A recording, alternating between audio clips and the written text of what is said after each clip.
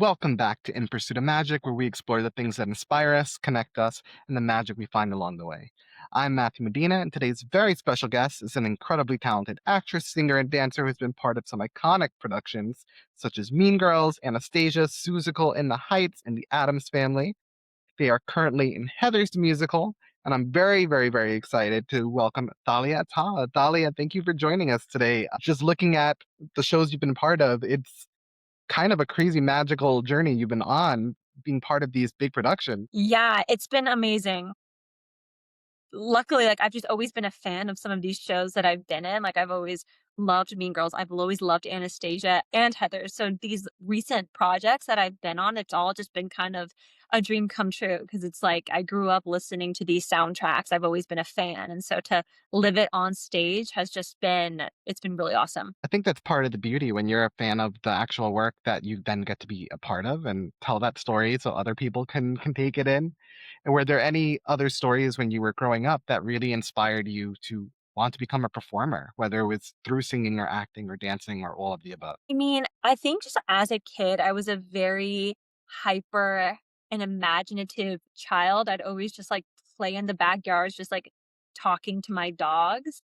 And I think at a very young age, my mom was like, let's put this girl on tap in ballet. She needs to get out this energy. And after a few years, honestly, from preschool until third grade, I was just dancing and I would just start singing and screaming around the house. And that was when my mom was like, "Let's put this girl in a musical." And then Schoolhouse Rock was my first musical. And it just everything clicked for me there. Having a space where I could sing, dance, act, just do all three. That's when I was like, "This is what I want to do for the rest of my life." And that's just what I've been doing. So it started at a young age. It's amazing because I was gonna ask, yeah, if you had one of those moments, because for some people, they have that one moment and they can pinpoint it, and for others, they're like, it kinda creeped up on them or it surprised them, and it's amazing that from an early age, you knew and you followed that and are doing it. So, what has been your journey from taking classes and being part of maybe school productions to finally, pursuing something in this industry? What was an experience for you that was, one of your first professional shows, and how did you journey from school to there? Yeah. So as a kid, I had started doing some professional theater. There was a professional dinner theater near my house where I did Annie. I was in Fiddler on the Roof. I was always like the little kid in these productions, which was really cool because I got that experience at a young age. But then, during my high school years, I actually went to an arts high school where I studied musical theater. I went to Orange County School of the Arts. So in my high school years, I was doing a lot of just training and performing at my arts high school. And then that then took me to UCLA where I got my BA in theater there. And it was like the summer before my senior year of college is when I booked my first role professionally as an adult. And that was Seussical, where I played Gertrude McFuzz at that same dinner theater that I as a kid would do professional theater at. So yeah, that was kind of when the transition started. I would say the senior year before this, the summer before my senior year.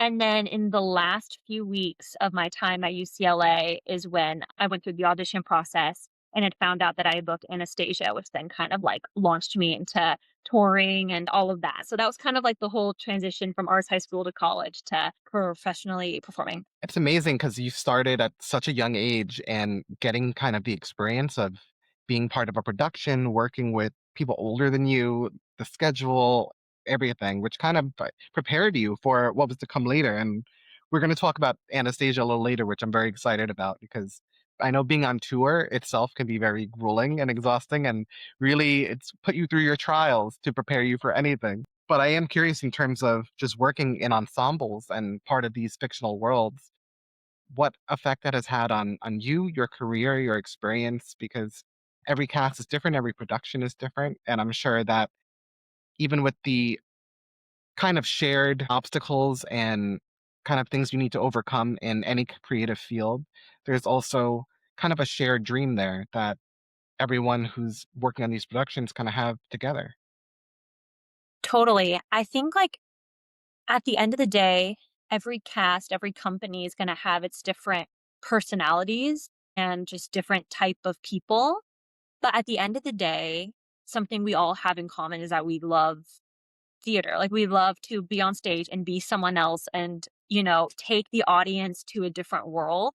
And I think that's something that will like always bond a cast together is like at the end of the day, like we're here to put on this show and I think that's always really special. Like maybe not in every company you're going to be making these like lifelong friends, but you're always going to have like this experience where we put this show together and we worked as a team.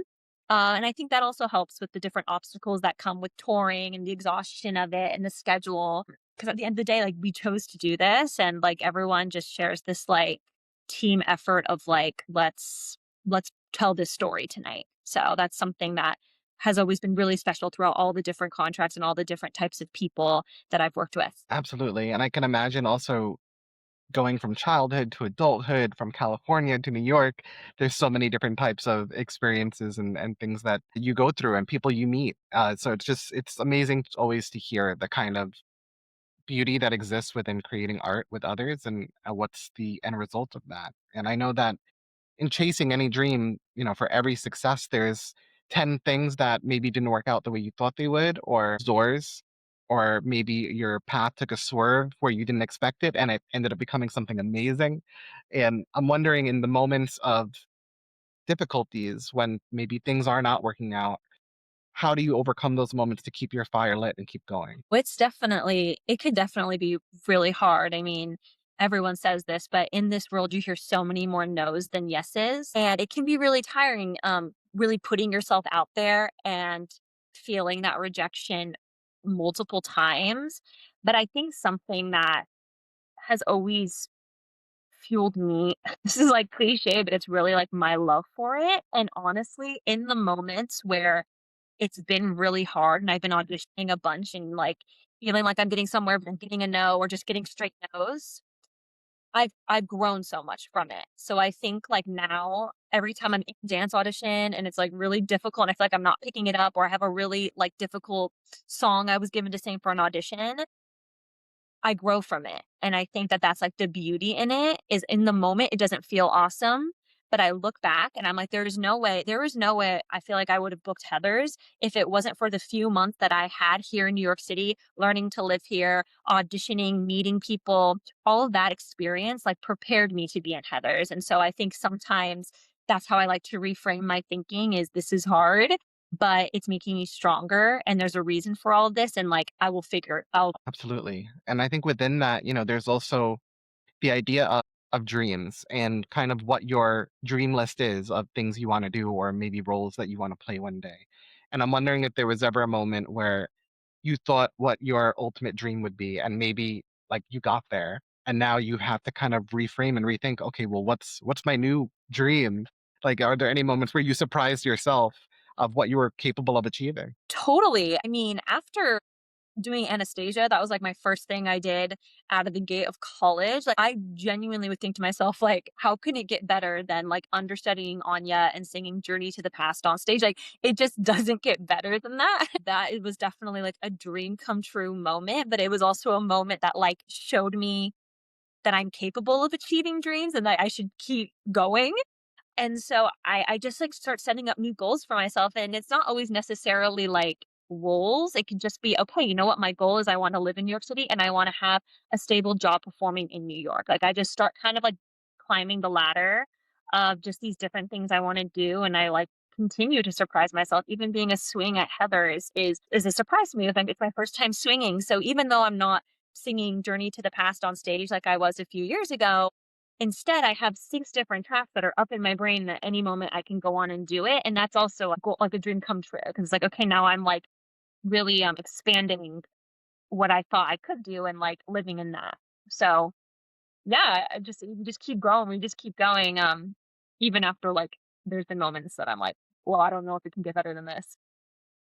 And that takes a lot to be able to do everything like a swing does and be prepared at a moment's notice. So, like, kudos to you because between that, being on tour, just knowing everything, like, I know it can be exhausting and take a lot out of you, and yeah, you're doing it.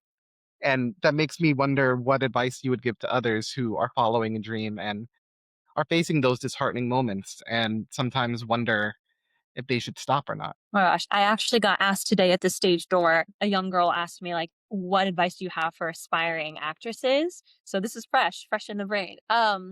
Really, I think something I try to always circle back to that might be helpful to others is there is something that makes you you. There is something that makes you special. And as long as you're walking into rooms showing that, like this is Talia, like, I just think that that's just the best thing you can do because a million girls can kick their faces and sing high C's. But what about like what makes you you? What makes you special? That's gonna make the team behind the table be like, we want this girl. We vibe with her, we connect with her, and we can see her. And so I think just understanding who you are as a person, as a performer, even in the low moments, can really do a lot. You can start making connections. You'll start maybe gaining some confidence when you are in the room auditioning. Just having a clear understanding of what makes you special, I think can take you a long way in your like lowest moments in theater. Yeah, I think that's beautiful and it's really important because I think it's easy to get lost in, I'm just one person of however many people auditioning, and it's easy to forget that you're the only person who are you, and you bring something unique to the table. And as long as you know that, it doesn't matter what the answer is in that room because you're going to find where you belong somewhere else. So I think that's a very special Totally. piece of advice. And I hope people really take it to heart because I think that's how anyone's going to be able to do anything in this world by being themselves. And I think that's part of the Totally. magic also, like finding a way to be yourself and find your place while doing that. And that makes me curious about where you find magic most in your life, whether it's being part of performing or nothing to do with performing. You know, I think I instantly just thought of two things. Obviously, like being on stage is what fulfills me most artistically. It's like what I'm most passionate about. But really, like the magic in my life, and like anyone who knows me knows this, I'm super close with my family. I have two older sisters and they're my best friends. So I think like being able to like detach myself from my craft and from my career and like having people in my life that really ground me and know me and are there for me, I think is like one of the most magical things about life personally. Like I have my two sisters who are my best friends, my mom, my parents, they visit me in New York, they come and support me and see my shows. And I think like having that community um is really special for me. It really helps me. And again, in moments where I'm feeling like low, like I always have. And very important, no matter the field you're in, but I think especially in any creative field where it can sometimes feel like a lonely journey, even if you're not alone. So I think it's really essential to have those people around you. Because all my close friends mainly do musical theater, but my sisters don't, and my mom and my dad, they don't. So it's a little nice sometimes also to take me out of the world and be like, oh my gosh, this, and this happened at work or at an audition. And have someone that's like on the outside of the bubble just kind of be like, I hear you, but you know what? It's okay. And like today I went to the office, it's what happened to me. It kind of grounds you a little bit of like, okay, theater isn't everything. Like I had these other people in my life that like show me other things. So It's amazing you said that too, because yeah, I was thinking how those people can be an anchor for you sometimes, and vice versa. Like I feel like you probably give that to them in a lot of ways, and it's just a special relationship that you're able to do that for each other. And going off of that, actually, I'm thinking, are there any other parts of your life that kind of feed your creativity and passions where it's not so much about the performing, but there's other ways for you to kind of keep that fire lit for yourself and show yourself that there's other things that you can also be doing while chasing this dream. this is a funny question because the short answer is no. Like, I've just always done theater, and it's actually part of my New Year's resolution to find some hobbies, like, find things outside of it because it can be so consuming. Like, in my free time, I'm going to voice lessons, I'm going to dance class, and so my family will be like, "Talia, you need to, like, get a hobby. Like, you need to, like, learn to knit, do something else." I'm like, "Okay, I will." So that's actually, like, part of my goals in life is to, like, start venturing out and just not be so focused on this thing, but this is like a huge thing in my life. I will say I am passionate about like doing things like this. I like to do master classes and I like to like help out any friends that like want to come to me and ask about agents. Like I think I do have a knowledge in this that I love to share with others. So that is also I'm passionate about, but it's still in the realm of theater. So we'll see. I'll get back to you once I get my hobby. I'll get back to you. Well, I think it's a beautiful goal, but I think it's also amazing that by taking those classes and giving advice to other people, you're still kind of it's theater adjacent, but you're doing all other stuff for yourself. and it's still feeding your passions and you're workshopping yourself. And it's not necessarily a job, but it's a class to kind of put yourself into and put your whole heart into, which I think is a beautiful thing. And I think that completely counts. So I don't think you need Okay. to worry about it so much. But then that also leads me to wonder, how do you hope to create magic for others? Well, I mean, I want to continue to tell stories on stage that people care about. I mean, it's one of one of the most fulfilling parts of my job is looking out into the audience and seeing someone mouthing the lyrics to Candy Store or like a tear like during Once Upon a December or just those kind of moments. I think like as a performer, that's how I can like bring magic to others. I can take them away from whatever's going on in their life and transport them to Westerberg High School or North Shore in Mean Girls. You know, I think there's something really magical about that. And I think the world sometimes needs that. They need something to kind of like look forward to when things can feel really heavy.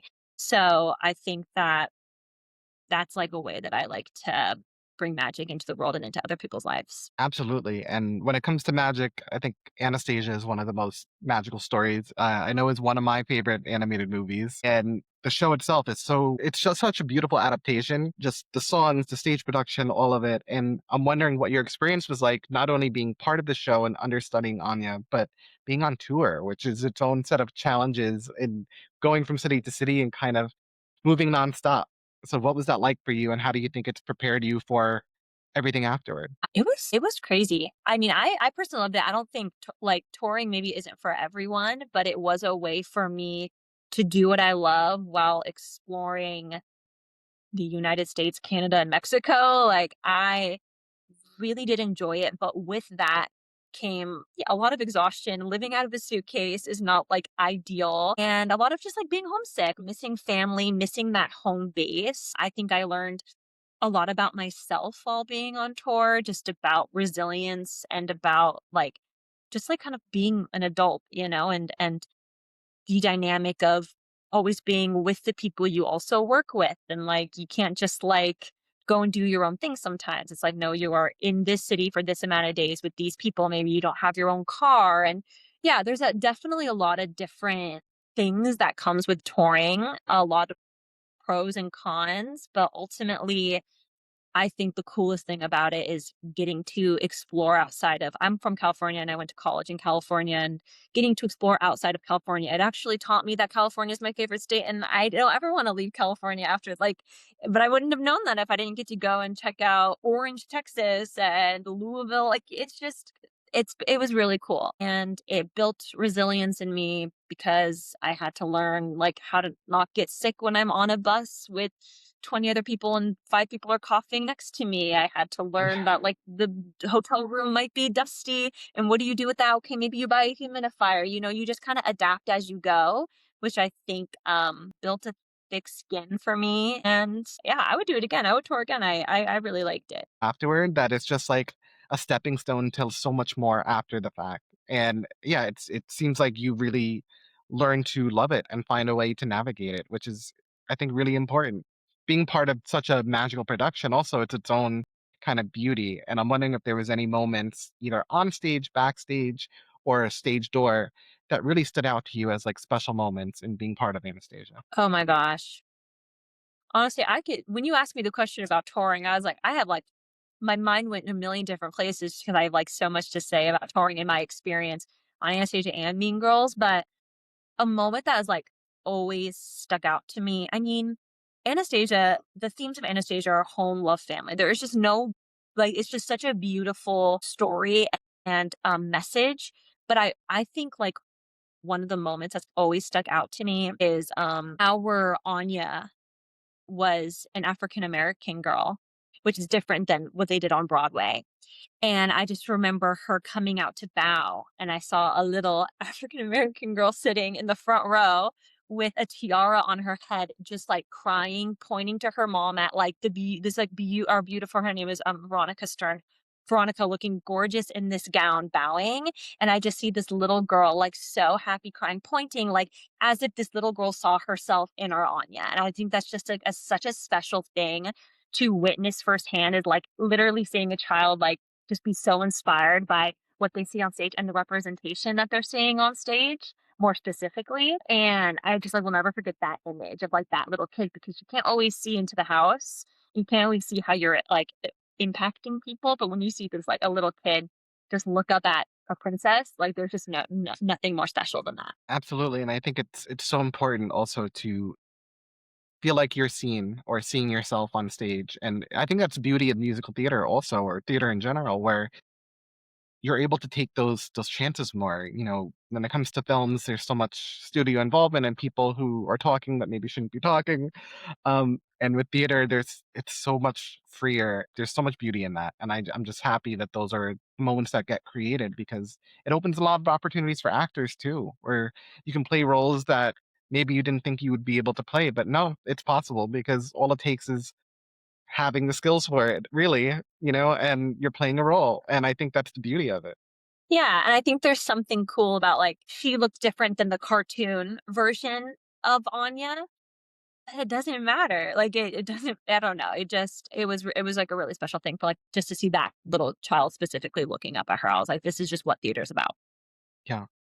I mean, just hearing the story, I got sentimental. I have a daughter, so, I just imagine moments like that happening, and I think there's something beautiful about it. And such a different kind of production and storyline is Mean Girls, which is another big part of pop culture. I mean, it's made its mark in so many ways since the original movie and then the Broadway version and being on tour, the movie musical version. And so what was it like stepping into that world and prepping to play different characters? It was so exciting. It was a complete 180. Anastasia is ballet, it's classical music, it's cartoon, it's pretty.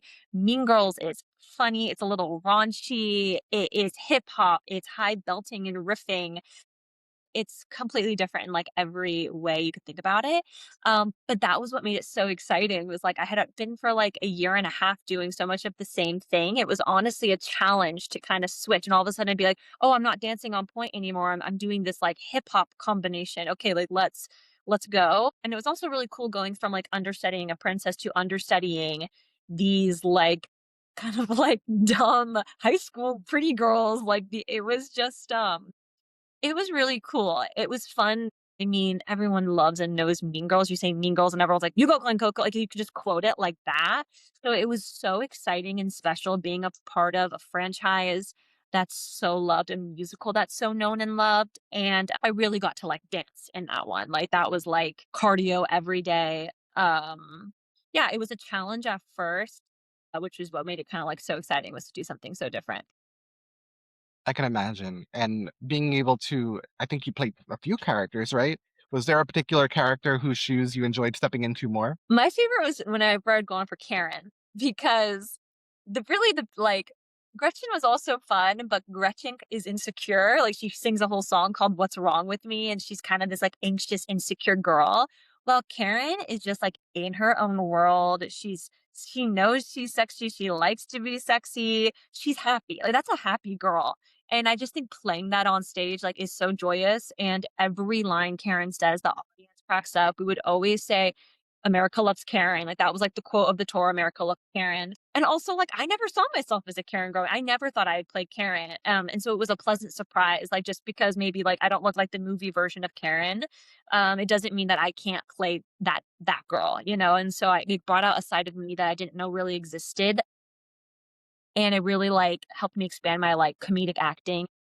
And it was really fun. Yeah, I love Karen, love singing sexy. I thought it was so silly. That was girl.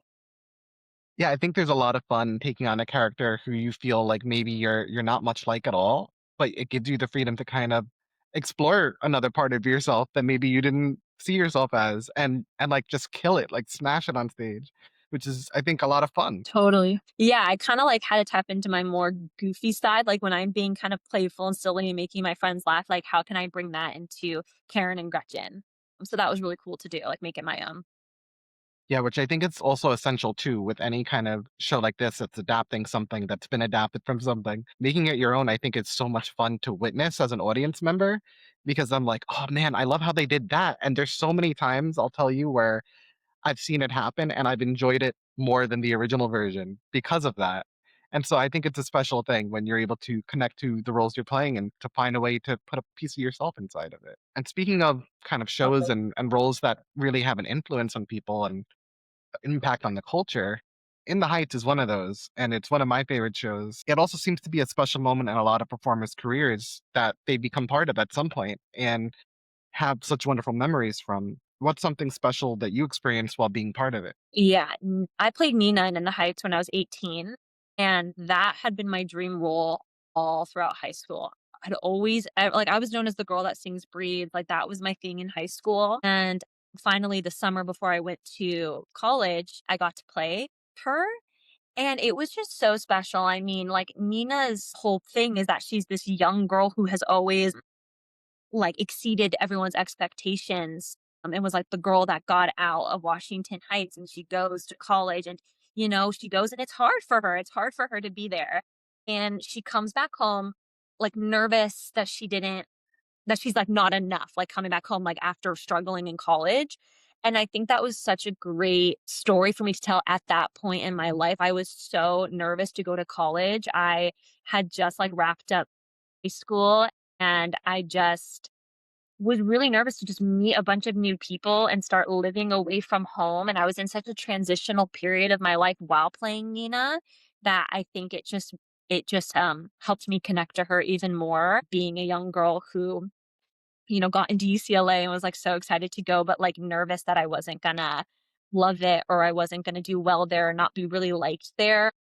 Everyone has those types of insecurities. Like, In the Heights is the perfect musical because you can see yourself in anyone. You are the abuela, are you the father who is, like, nervous about your daughter? Are you the daughter? I mean, it's beautiful, and I think where I was in my life when I played Nina, it just was really impactful, to tell that story when I was, going through my own time of, like, transitioning to college, kind of like what Nia was going through. Yeah, it really sounds like it lined up perfectly with your experience, which is part of the beauty of theater too, because so many times we think of how the story and the characters affect and influence the audience. And I think it does for the performers too, which is an amazing part of it. I heard of so many actors who were part of something and they say how they still feel connected to that character, like they're still attached emotionally in a lot of ways, and how special that is. So it's just amazing to hear because that is such a beautiful show, and kind of another vast difference on the spectrum of things you've been part of. Because being part of Heather's the musical is a whole other type of experience. So what is it like being part of this show and explore this world and being part of this ensemble? My gosh, it's so much fun. It's similar to Mean Girls. So going from Mean Girls to Heathers wasn't um too shocking. It's very similar worlds in a way. I love Heathers. I love my company. It's been a dream come true. I mean, my whole life my dream was to be living in New York and performing, and just like this company, everyone's just so talented and kind, and this show is just so iconic. Driving to school every day in high school, I'm blasting Beautiful, I'm screaming Dead Girl Walking, like, this is just, a dream come true to be working with, like, the original team that put on the show. What was it, 14, how many years ago? 11 I don't I'm trying to remember when it was originally off Broadway, but I saw it when it was originally off Broadway, and I fell in love with it back then, and so it's in the same theater and with the same team, and so it's very cool to kinda like a very full circle thing to be like, "Wow, when I was" how old I was 14 when I saw it? So, yeah, like 10 and 11 years, seeing it then to now being in it, same theater, same people putting on the show is really full circle, and, yeah, I'm loving it. It just sounds like such a beautiful thing to be a fan of something and then getting to be part of it. And so what was kind of your real big pinch me moment when you first joined? And was there any just moments that stood out as like the most magical and memorable moment in being part of this? Yeah, there's, like, 2 moments that really stand out. When I had gotten the call that I was it was very quick. When I had booked it, the show was already running, and they kinda needed someone quickly to come in and fill in for someone else. So it all happened really fast. I just filmed an audition and got the call, and I hadn't seen it. I saw it originally, but I hadn't seen the revival with this cast, and so once I got the call, that I was gonna be in it, I had gone, like, the next day to go see it. Yes. So after I got the call, I went and I saw the show. the next day, and that was such a surreal moment, like, sitting in the audience and just seeing a show. I actually had just been dying to see it anyway, like, I was living in Europe wanting to see the show anyway, so to see the show and be like, "Oh, so in a few days, like, or in a few weeks, that's gonna be me up there," like, that's a really cool experience that I had never had before. That was number 1, and then the second kinda pinch me moment was my first rehearsal. It was just me and the music director, and I was standing on stage, and she was playing the piano from, like, the house, and the second we started singing Candy Store, I'm like, "Wow, I'm on stage in Heather like, I'm singing Candy Store, like, this is real." Like, that was a definite pinch me moment. I was like, "This is all happening." Like, that is awesome. It was just so cool. Yeah, those 2 moments were just so cool. Incredibly surreal too, I could imagine. And I think it's amazing you've had all these moments in your career so far where you've had these dream roles that you've then been able to play. And so it makes me curious, are there any other dream roles in your future that you would love to play one day? Ooh, I mean, this has just been my dream role since forever. I'd love to play Jasmine in Aladdin. That's my girl. I just think the princess stuff is what I love to do most, singing like a princess and just those kind of stories and those kind of shows I just love so much. And so to play like a Middle Eastern princess on Broadway, I think would be like the ultimate like checking that box, like the ultimate dream role for me. At least right now. At least right now. We'll Absolutely. see. Let's see what continues to happen, but right now, like, that would be really cool. Well, I'm crossing my fingers. I think you have enough experience with everything you've done and are doing that you're gonna get there. So keep manifesting because I feel like it's gonna happen. I think you're destined for a lot more magic. And so how long are you gonna be a part of Heathers for? I'm gonna be in Heather's for till September. Awesome. You have a September nice mid, like, long yeah, run. early mid-September, which can be hard. It can be It hard can. to come across that right now. But I'm sure there's also an aspect to it that's nice that that's like your home for a while. Totally. Yeah, I mean, stability is, like, one of the hardest things to find in theater sometimes, and so the stability of having Heather's till September, I'm excited. I'm happy about it. Are there any other shows that you've grown up kinda listening to or watching that you could imagine being part of one day? Or even I've heard some people express roles they wanna play, but they're like role of someone older, and so they're like, "One day when I'm that age, like, I'll play that." Oh my gosh. I don't Oh, yeah, I have one. Well, I think I potentially could play this now, like, I'd love to play Evita in Evita, that would be really cool. Like, some of my favorite musicals are Sweeney Todd and Phantom of the Opera, and so just being in any production of Sweeney or Phantom would be a dream come true. I'd love to do In the Heights again, maybe Nina or Vanessa, because when I did In the Heights, it wasn't professional, like a bigger maybe New York City Center, I'll manifest that right now, the New York City Center in the Heights, it would be cool. Yeah, and constantly, I mean, I love so many shows and, like but the yeah, Sweeney, Phantom, Evita, In the Heights, those are, like, the top. Like, I would love to be in any production of those. Well, crossing my fingers because they all should be on Broadway again. I miss a lot of those shows.